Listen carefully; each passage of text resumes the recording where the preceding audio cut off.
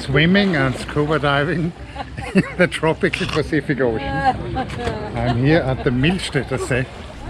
This is the lake where I learned to swim. So the temperature today is supposedly 19.7 Celsius, and I will go for a little swim now. You can do it. Did you bring the orange, the wings?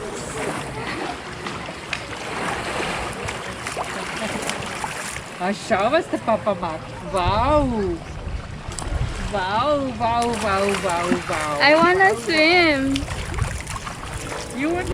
How's it going, everybody? So here we see the Alps, the big mountain range in the center of Europe, which is created by the African continent, pushing north and pushing the European plate up. And here in the center of the Alps is the Millstätter See, or Lake Millstatt in English. And this is such a beautiful lake. My late grandmother used to live here. This is the place where I partially grew up and where I learned to swim. Now, many of you know, normally I live in the Philippines. This summer I was back at the Millstätter See. In the summer, this is a thriving place in terms of its natural beauty.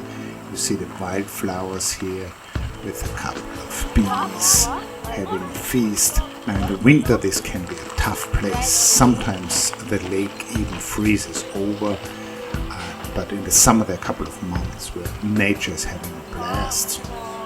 How was this lake created? During the Ice Age, the glaciers carved out these alpine valleys, and they carved them deeper, and so now with the meltwater in the spring and the rainwater and the water from the creeks around the mountains. So here you're looking at the Golbek mountain. With all that water coming into this deep valley, the lake fills up, and it's the fourth deepest lake in Austria. I believe it's 142 meters deep. Here you see one of these creeks which are flowing year round and which fill out the lake. Now, the lake was just a little bit below 20 degrees Celsius when we were there. It does warm up in the summer to the mid-20s, and for the heck of it, I decided to film a little bit underwater. I'll show you that footage in a second. Now, the lake has drinking water quality in the 70s. Proper wastewater treatment was put in place. So yeah, you can actually drink that lake, and look at this beautiful shore. So this is the town of Millstatt, which is the oldest settlement around the lake. They have a beautiful monastery, and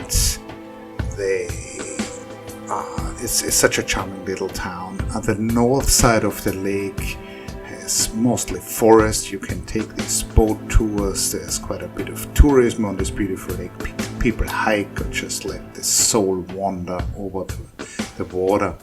There are, I believe, 21 species of fishes in Lake Millstatt, including trouts, and there is an introduced trout, which is the rainbow trout, which was introduced by fisheries people about 100 years ago. Now, here we go. Here I am underwater, so the shoreline is full of these aquatic plants, and you can see a number of juvenile fishes here. Actually pretty difficult to ID what exactly to are, given the camera angle and given their small size.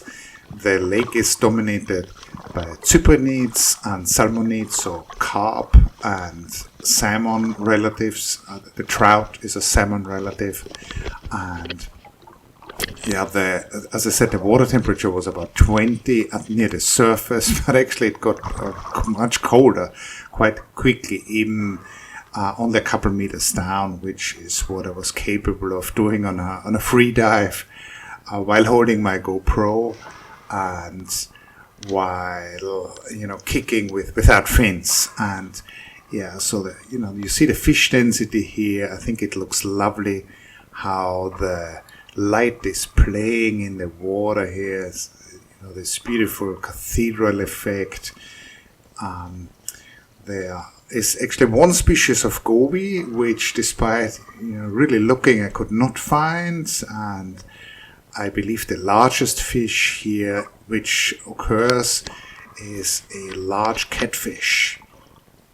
Now again, I'm really enjoying here how the light plays and reflects on the bodies of these little fishes.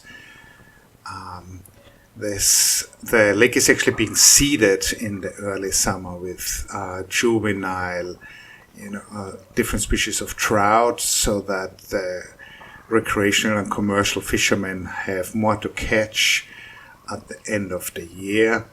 So this is of course a natural body of water, but as so often humans are modifying it for their needs. I'm not sure if anybody has dived to the complete bottom of that lake. That would be quite a challenging tech dive. So I hope you have enjoyed this footage, something completely different again today than what I'm usually showing you. Please comment. I'm happy to answer questions. Like and subscribe, and see you very soon. Thank you. Okay, I have a couple of very exciting announcements, so you should listen to this. First of all, my new book, it's called The Lives of Gobies, has been out now for a few weeks. If you like my underwater videos, you'll probably like my underwater photography, and there's a lot of that in this book, and a lot of, I think, really interesting information about these fascinating small fishes. So you can order it at the Asia Geographic webpage. The link is below. Now, we are also, and we being my friend and colleague James Reimer and me, we are planning a new book, and it's called Oceans of the Future. Now, this is about the trajectory our planet's oceans are taking with the current unfortunate level of human intervention in the health of these ocean ecosystems. So with all these environmental problems, how will oceans look in 500 years? How will they look in 10,000 years? I think it's a fascinating topic which we want to address for a interested lay audience. And if you are a publisher who wants to take on our book, please contact us. And yes, finally, like and subscribe if you really want to help out the channel and see more underwater videos. I also put my PayPal there. I hope you enjoyed this video today, and I'm actually heading out to just another dive in the Philippines. So see you soon.